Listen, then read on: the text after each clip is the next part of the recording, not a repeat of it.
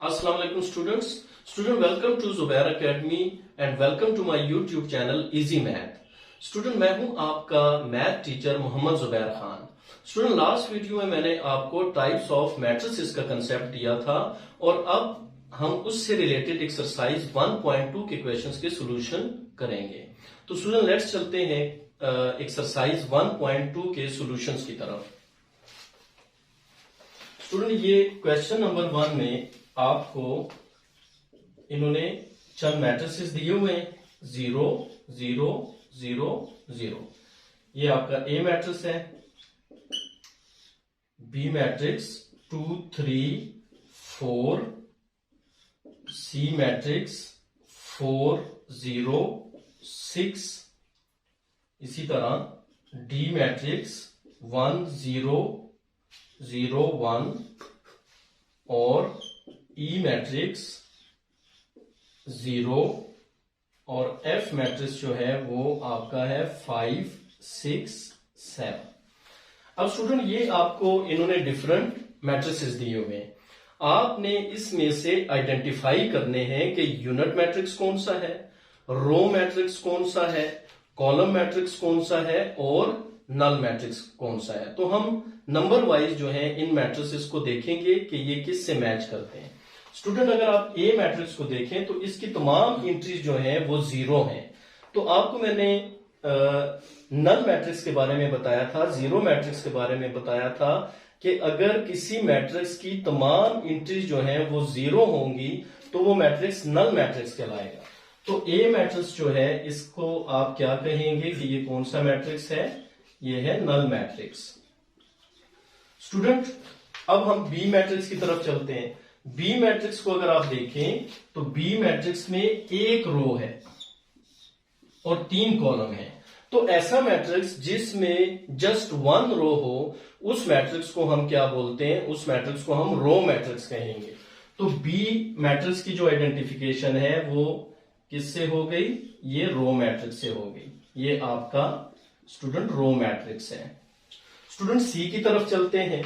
अब सी में आपके पास एक कॉलम है और 3 रोज हैं। तो अगर कोई मैट्रिक्स जिसमें जस्ट 1 कॉलम हो तो हम उस मैट्रिक्स को क्या बोलते हैं, कॉलम मैट्रिक्स। ये आपका कॉलम मैट्रिक्स हो गया। स्टूडेंट डी की तरफ चलते हैं। डी मैट्रिक्स के अंदर आप देख रहे हैं कि इसके जो डायगोनल है ये इसका डायगोनल हुआ और डायगोनल में आपको 1 नजर आ रहा है। तो ऐसा मैट्रिक्स जिसकी डायगोनल एंट्रीज जो है वो जस्ट 1 होगी और बाकी नॉन डायगोनल जो एंट्रीज होंगी वो 0 होंगी, तो ऐसे मैट्रिक्स को हम बोलते हैं यूनिट मैट्रिक्स या आइडेंटिटी मैट्रिक्स। तो डी जो मैट्रिक्स है इसको हम बोलेंगे यूनिट मैट्रिक्स। स्टूडेंट ई की तरफ चलते हैं। अगर हम ई को देखते हैं तो आपके पास यहां पर जस्ट एक ही एंट्री नजर आ रही है और वो एंट्री है 0। तो 0 चूंकि मैंने आपको बोला था कि अगर किसी भी मैट्रिक्स में आपको 0 नजर आए, उसकी तमाम एंट्री 0 होंगी, तो वो कौन सा मैट्रिक्स होगा, वो नल मैट्रिक्स या फिर जीरो मैट्रिक्स होगा।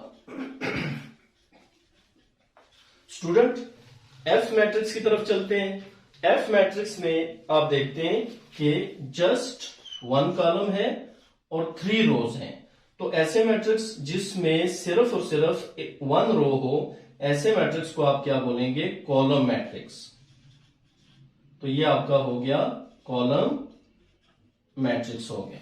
स्टूडेंट ये था क्वेश्चन नंबर 1 जिसमें आपको उन्होंने डिफरेंट मैट्रिसेस दिए हुए थे और आपने उनमें से आइडेंटिफाई करना था कि ये यूनिट मैट्रिक्स है, रो मैट्रिक्स है, कॉलम मैट्रिक्स है या नल मैट्रिक्स है। अभी स्टूडेंट हम चलते हैं क्वेश्चन नंबर 2 की तरफ। क्वेश्चन नंबर 2 में भी इन्होंने आपको डिफरेंट मैट्रिसेस दिए हुए और सिमिलरली उनके नेम्स भी गिवन है। आपने जस्ट उन मैट्रिसेस को आइडेंटिफाई करना है कि ये कौन सा मैट्रिक्स है। तो मैं आपके सामने इन मैट्रिसेस को यहां पर लिख लेता हूं, फिर नंबर वाइज जिस तरह हमने क्वेश्चन 1 में किया था ऐसे ही हम इन मैट्रिसेस की हम आइडेंटिफिकेशन करेंगे। स्टूडेंट इसमें फर्स्ट मैट्रिक्स जो दिया हुआ है वो है -8 2 7 12 0 4। स्टूडेंट इस मैट्रिक्स पे आप गौर करें तो इसमें 2 रोज हैं और 3 कॉलम हैं। स्टूडेंट ऐसा मैट्रिक्स जिसके नंबर ऑफ कॉलम इक्वल ना हो नंबर ऑफ रोज के, तो ऐसा मैट्रिक्स, ऐसे मैट्रिक्स को हम रेक्टेंगुलर मैट्रिक्स कहते हैं। तो आपका जो फर्स्ट यहां पर मैट्रिक्स दिया हुआ है इसको हम क्या बोलेंगे स्टूडेंट? Rectangular matrix. इसी तरह सेकंड पार्ट की तरफ चलते हैं। 3 0 1 3 0 1। स्टूडेंट इस पे गौर करें, इसमें आपका एक कॉलम नजर आ रहा है, ठीक है, और 3 रोज हैं। तो ऐसा कॉलम, ऐसा मैट्रिक्स जिसमें जस्ट 1 कॉलम हो, तो ऐसे मैट्रिक्स को हम क्या बोलते हैं? कॉलम मैट्रिक्स कहेंगे।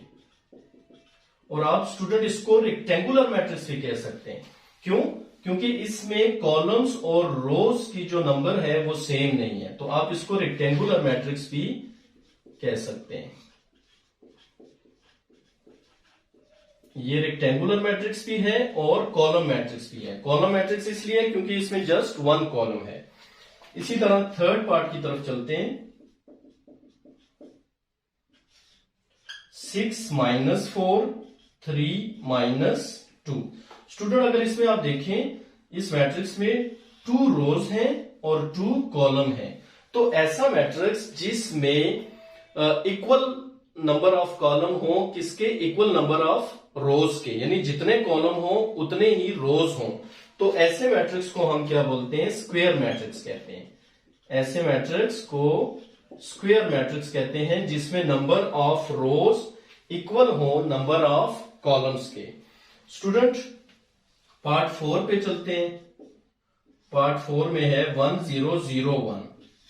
अब स्टूडेंट आप इस पे गौर करें जरा। एक तो इसमें नंबर ऑफ रोज और नंबर ऑफ कॉलम जो है वो इक्वल है, तो एक तो ये बन गया स्क्वायर मैट्रिक्स। और सेकंड, अगर आप इसके डायगोनल एंट्रीज को देखें तो डायगोनल एंट्रीज इसके 1 1 है और जो बाकी हैं वो 0 0 है, ठीक है। तो ऐसे मैट्रिक्स को आप क्या बोलेंगे? ऐसे मैट्रिक्स को आप यूनिट मैट्रिक्स बोलेंगे। क्या कहेंगे?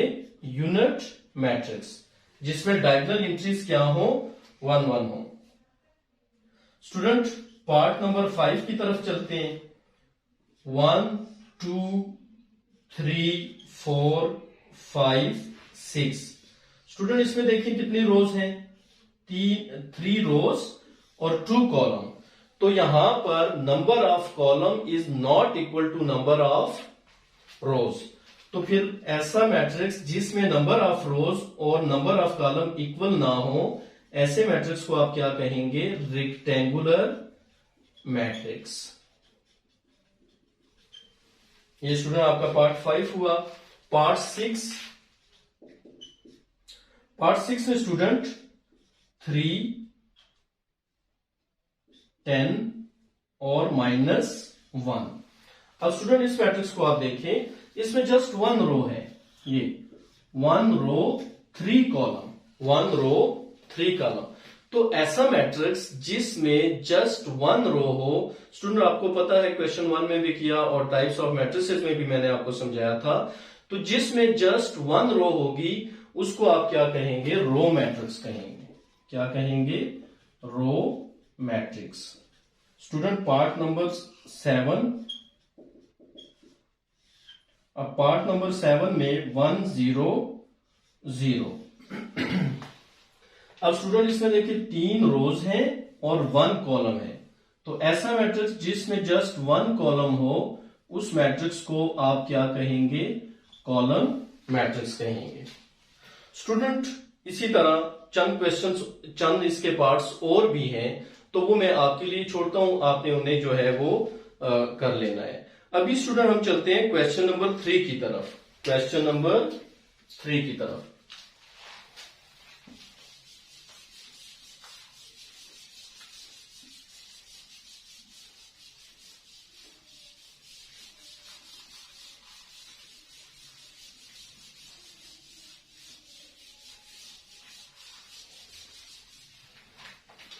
स्टूडेंट क्वेश्चन 3 है, आपको उसी तरह डिफरेंट मैट्रिसेस दिए हुए इन्होंने।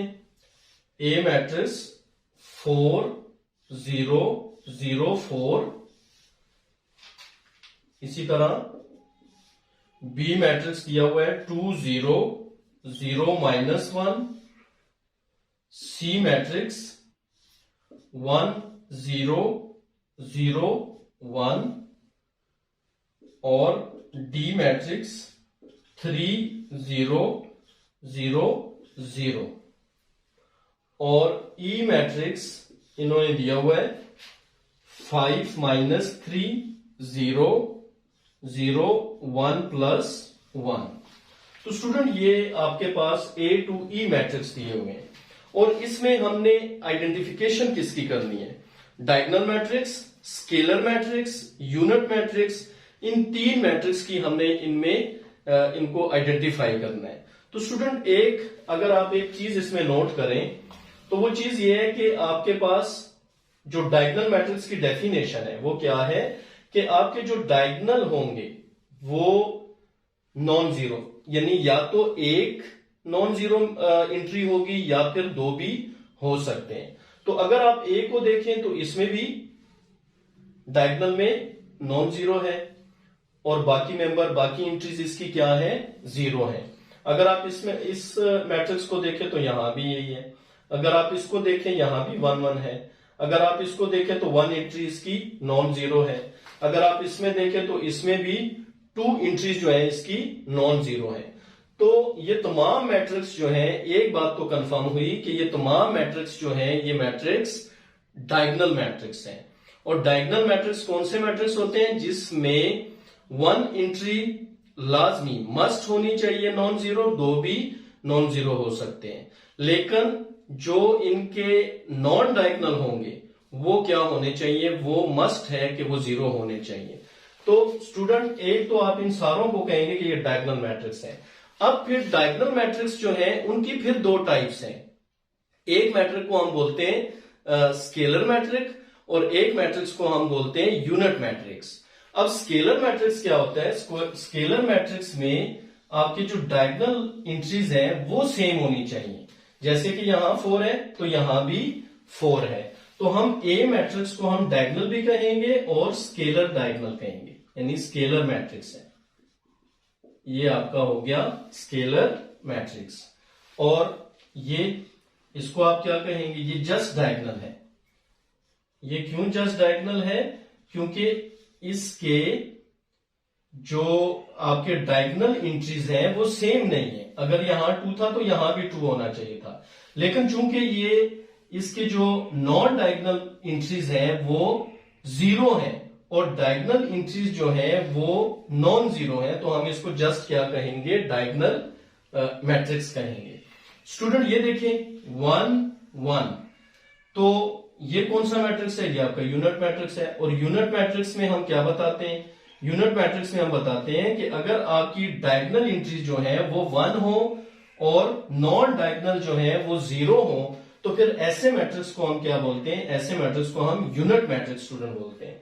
स्टूडेंट इसको देखें, आप इसके डायगोनल को देखें 3 0, तो जस्ट 1 एंट्री जो है वो नॉन जीरो है। तो ऐसा मैट्रिक्स जिसमें जस्ट 1 एंट्री जो है वो नॉन जीरो और बाकी सब 0 हो, तो ऐसे मैट्रिक्स को हम डायगोनल मैट्रिक्स बोलते हैं। क्या बोलते हैं?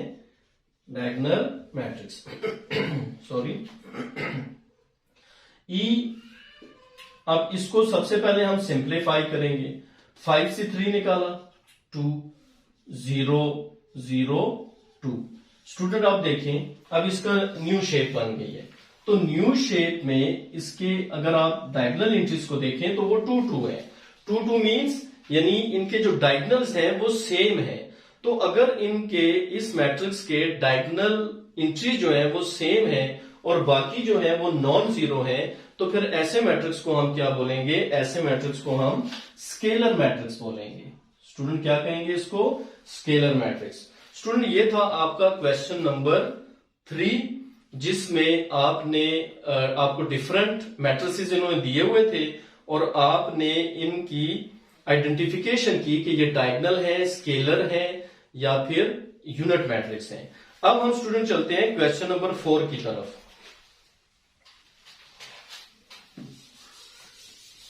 क्वेश्चन नंबर 4 में आपको इन्होंने डिफरेंट मैट्रिक्स दिए हुए हैं और आपने इन मैट्रिक्स को नेगेटिव मैट्रिक्स बनाना है। तो नेगेटिव मैट्रिक्स के लिए आपको क्या करना पड़ेगा, आपको इन मैट्रिक्स को माइनस से मल्टीप्लाई करना पड़ेगा। जस्ट इन मैट्रिक्स के साइन चेंज करने हैं, जैसे कि ए मैट्रिक्स 1 0 -1। स्टूडेंट अब इनका नेगेटिव मैट्रिक्स कैसे बनेगा, आपने इनको माइनस से मल्टीप्लाई करना है।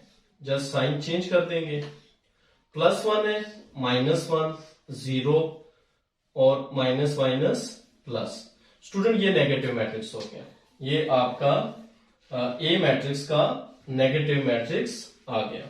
इसी तरह आपके पास बी मैट्रिक्स है 3 -1 2 1।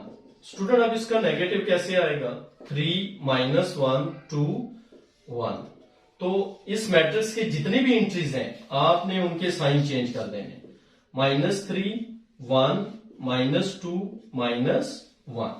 स्टूडेंट ये बी मैट्रिक्स हो गया। इसी तरह सी मैट्रिक्स इन्होंने दिया हुआ है 2 6 3 2। स्टूडेंट इसका भी हमने नेगेटिव फाइंड करना है, तो इसका नेगेटिव कैसे आएगा, -2 -6 -3 और -2। स्टूडेंट मैंने आपको सी मैट्रिक्स तक जो है वो इनका नेगेटिव आपको फाइंड करके दिया है। डी और ई मैट्रिक्स जो है उनको आपने खुद से जो है वो सॉल्व करना है, और सॉल्व करने का तरीका बहुत ही आसान है। नेगेटिव मैट्रिक्स में आपको जो मैट्रिक्स गिवन होगा, नेगेटिव मैट्रिक्स में जस्ट आपने इनकी एंट्रीज के साइन चेंज कर लेने। अगर प्लस है तो माइनस में, अगर माइनस है तो उसे आपने प्लस कर देना है। स्टूडेंट नेक्स्ट जो क्वेश्चन है आपका क्वेश्चन नंबर 5।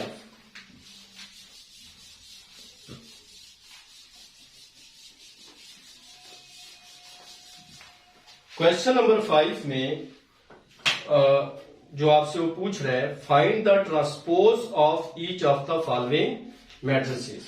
इसमें भी आपको उन्होंने डिफरेंट मैट्रिक्स दिए हुए हैं। अब 0 1 -2। स्टूडेंट इसका आपने ट्रांसपोज मैट्रिक्स बनाना है, तो कैसे बनाएंगे। ट्रांसपोज मैट्रिक्स की डेफिनेशन मैंने आपको टाइप्स ऑफ मैट्रिसेस में बताई थी कि ट्रांसपोज में नंबर ऑफ रोज जो है वो कन्वर्ट हो जाते हैं नंबर ऑफ कॉलम में, या फिर नंबर ऑफ कॉलम जो है वो कन्वर्ट हो जाते हैं नंबर ऑफ रोज में। तो स्टूडेंट यहां पे आपको एक कॉलम दिया हुआ है, ठीक है, 0 1 -2। स्टूडेंट इसका नेगेटिव मैट्रिक्स क्या बन जाएगा, ये ट्रांसपोज इसका क्या बन जाएगा, ए ट्रांसपोज, ये कॉलम है, इसको आपने क्या बना दिया, रो बना दिया। तो स्टूडेंट ये ए का क्या हुआ, ए का ट्रांसपोज मैट्रिक्स बन गया। इसी तरह बी मैट्रिक्स 5 1 -6। अब स्टूडेंट देखिए ये किस शेप में है, रो की शेप में, यानी इसमें 1 रो है और 3 कॉलम है। तो आपने इस रो को किस में कन्वर्ट कर देना है, आप लिखेंगे बी ट्रांसपोज 5 1 -6। ये स्टूडेंट इसका ट्रांसपोज मैट्रिक्स बन गया। इसी तरह सी मैट्रिक्स है आपके पास 1 2 3 2 -1 0।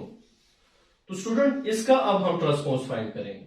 इसका ट्रांसपोज कैसे फाइंड होगा, जैसे ये कॉलम है, ये एक कॉलम है, ये कॉलम है, आपने इसको रो बना देना है, ये बन जाएगा 1 2 3। सेकंड कॉलम है 2 -1 0। ये स्टूडेंट इस तरीके से आपने कॉलम को रो में कन्वर्ट करके आपने सी का क्या फाइंड कर लिया, ट्रांसपोज फाइंड कर लिया। स्टूडेंट ई पार्ट में करवाता हूं आपको, डी आपने खुद करना है, एफ आपने खुद करना है। 2 3 -4 5। स्टूडेंट इसका अब हमने ट्रांसपोज फाइंड करना है। ट्रांसपोज इसका कैसे फाइंड होगा, अब मैं रो के थ्रू आपको करवा देता हूं। जस्ट जैसे देखें 2 3 एक रो है, आपने इसको कॉलम में चेंज कर लिया। 2 3 ये सेकंड रो है, आप इसको भी क्या कर लेंगे, आप इसको भी कॉलम में चेंज कर लेंगे।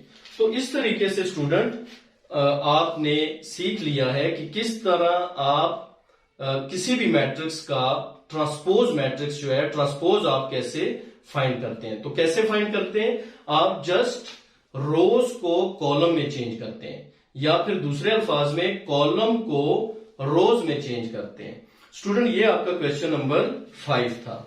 अब स्टूडेंट इस एक्सरसाइज का लास्ट क्वेश्चन है क्वेश्चन नंबर 6।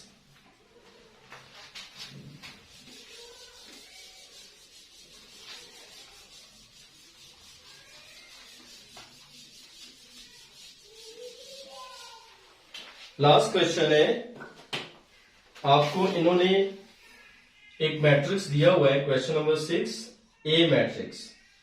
अब ए मैट्रिक्स में 1 2 0 1 ये ए मैट्रिक्स दिया हुआ है, और इस पर वो क्वेश्चन पूछ रहा है कि अगर आप ए का ट्रांसपोज लें और फिर जो आंसर आए फिर उसका ट्रांसपोज लें, तो उसका आंसर आपका ए के इक्वल होगा, यानी इसके इक्वल होगा।